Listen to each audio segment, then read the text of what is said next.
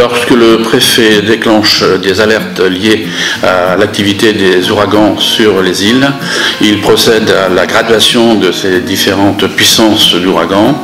Et les deux graduations qui vont nous intéresser aujourd'hui dans le cadre de l'exposé, c'est l'alerte rouge qui implique la cessation d'activités professionnelles, scolaires et commerciales et qui demande aux Guadeloupéens et aux Martiniquais de rejoindre leur habitation. L'alerte violet est plus importante puisqu'elle demande le confinement total des gens dans leur domicile ou dans des abris.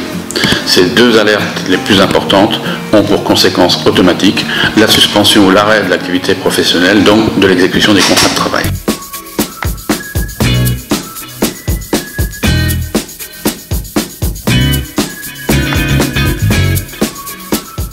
Alors la question, comme nous allons le voir, n'est pas tranchée de façon formelle. Je voudrais faire un petit préambule simplement, c'est de dire que l'exposé d'aujourd'hui ne vise que les salariés du domaine privé, à l'exclusion de la fonction publique et d'établissements parapublics ou autres. Donc en matière de droit privé, la réponse n'est pas formalisée puisque le texte ne donne aucune référence puisqu'il n'y a pas de loi sur cette disposition. Donc nous serons obligés de nous en référer à la pratique et au droit du travail et à d'autres notions assez proches. Alors la question est de savoir, c'est doit-on ou non payer les jours de non-travail du fait de l'ouragan. Alors il y a effectivement dans ce domaine deux principales thèses qui relèvent un petit peu, alors l'un de la position un petit peu patronale et l'autre de la position un peu syndicale des ouvriers. En effet, si on s'en réfère au droit du travail pur et dur, le droit du travail, c'est l'exécution du contrat de travail. C'est quoi un contrat de travail? C'est une prestation faite au nom et pour le compte et sur la subordination d'une autre personne contre rémunération. Donc on voit que dans tous les principes de droit du travail, le salaire est lié au travail, ce qui tendrait à dire que s'il n'y a pas de travail, il n'y a pas de salaire. Que l'employeur puisse être amené à verser des sommes complémentaires en vertu de certaines conventions collectives ou autres accords, c'est possible, mais là il n'existe pas, en tout cas de façon générale, une règle qui prévoit de verser des indemnités qui compenseraient les pertes de salaire liées à la survenance d'un ouragan. C'est très important de faire la différence, c'est un des points sur lesquels il sera nécessaire de travailler. La position de certaines organisations syndicales est de dire l'employeur est tenu de verser le salaire à son salarié à partir du moment où le travail n'est pas fourni. La question qui se pose, c'est qu'effectivement le travail n'est pas fourni, mais s'il n'est pas fourni, ce n'est pas de la faute de l'employeur, c'est de la faute des événements extérieurs. Événements dont on va parler tout à l'heure, qui sont qualifiés par certains comme cas de force majeure et par d'autres non qualifiés comme cas de force majeure. Alors, en deux mots, la théorie de la force majeure est une théorie qui a beaucoup évolué avec le temps et qui fluctue pas mal, mais la force majeure, c'est l'élément qui est irrésistible, imprévisible et insurmontable. Alors, la question qui se pose, bon, un événement extérieur, ça on sait que c'est extérieur, ça ne pose pas de difficulté. L'irrésistibilité, c'est vrai aussi, puisqu'on ne peut pas résister à un ouragan, puisqu'on ne peut pas prendre des mesures pour empêcher l'ouragan ou quoi que ce soit, donc on est obligé de le subir. La question qui se pose, c'est l'imprévisibilité. Les organisations syndicales majoritaires sur la Guadeloupe, notamment, considèrent que les ouragans ne sont pas imprévisibles, puisqu'il y a effectivement plusieurs ouragans par année. La question qui se pose, c'est prévisible, oui, mais dans quelles conditions? Puisque la prévisibilité reviendrait à dire que le jour où on signe le contrat de travail, il est prévisible que tel jour on ne va pas travailler et donc on prévoit l'économie correspondante. Bon, c'est bien sûr complètement impossible.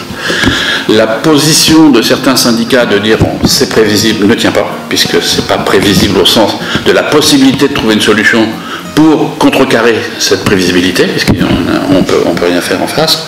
Et donc c'est pour la raison pour laquelle, alors on tend aujourd'hui vers une autre obligation, c'est-à-dire on dit voilà, en fait l'entreprise, elle doit payer son salarié un peu comme si c'était une pension alimentaire. C'est-à-dire que s'il y a quelque chose qui fait qu'il ne peut pas être payé, il faut quand même le payer.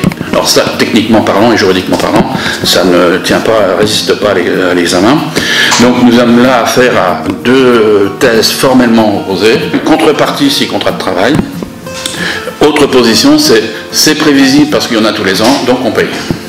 Alors il faut bien noter que la particularité ou la difficulté là-dessus, c'est que l'entreprise qui va payer ses salariés pendant ces jours d'ouragan ne reçoit pas de chiffre d'affaires. Je prends par exemple un restaurant qui est fermé, même si on paye les salariés, le jour de la fermeture, il n'y aura qu'un chiffre d'affaires qui va rentrer. Donc on a un problème évident pour savoir comment on va pouvoir financer ce genre de choses.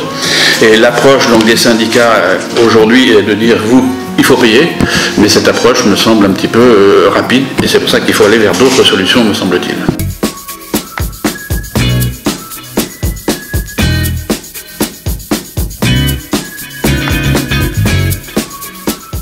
Il n'y a pas de règle générale. Bon, certaines entreprises ont fait des accords d'entreprise partiels, mais qui sont d'application très limitée, mais il n'y a pas ni jurisprudence, ni règles locales applicables.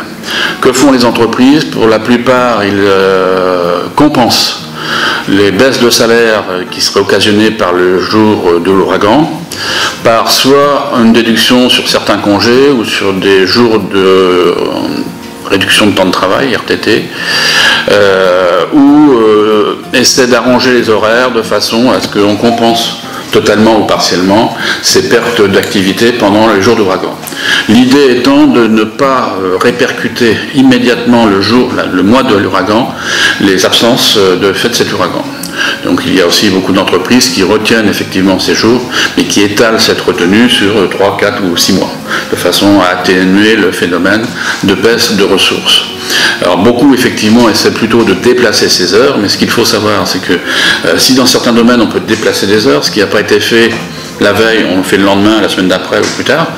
Pour certaines activités, je parlais de la restauration, des transports, etc., on ne peut pas déplacer ces jours-là, puisqu'il n'y a pas eu de transport, donc il n'y a pas eu de clients qui ont payé, donc on ne va pas dire aux salariés, tu viens 2 jours de plus pour travailler, pour faire des transports qui existent déjà. Donc ce n'est pas la même problématique dans certaines activités par rapport à d'autres.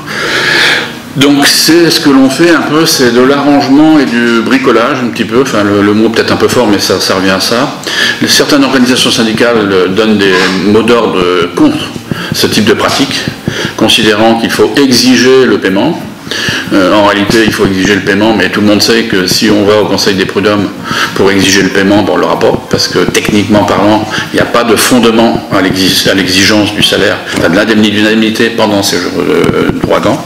Donc à partir de là, on est aujourd'hui à des solutions très approximatives, on va dire.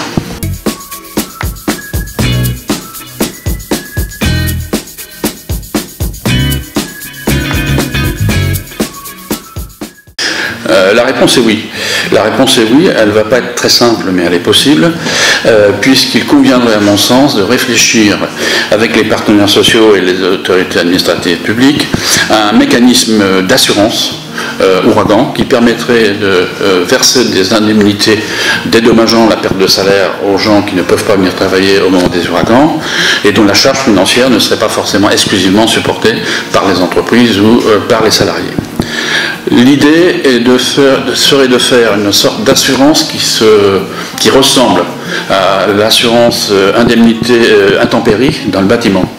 L'indemnité intempérie, c'est une caisse qui est en charge le jour où les gens ne travaillent pas parce qu'il y a des intempéries, de verser des indemnités aux gens qui sont touchés par ces intempéries.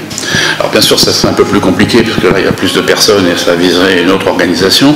Mais l'idée, ça serait de faire participer au financement de ces indemnisations, qui peuvent être totales, partielles ou autres. Enfin, je veux dire, on n'est pas obligé de payer à 100% ou à 80%, etc.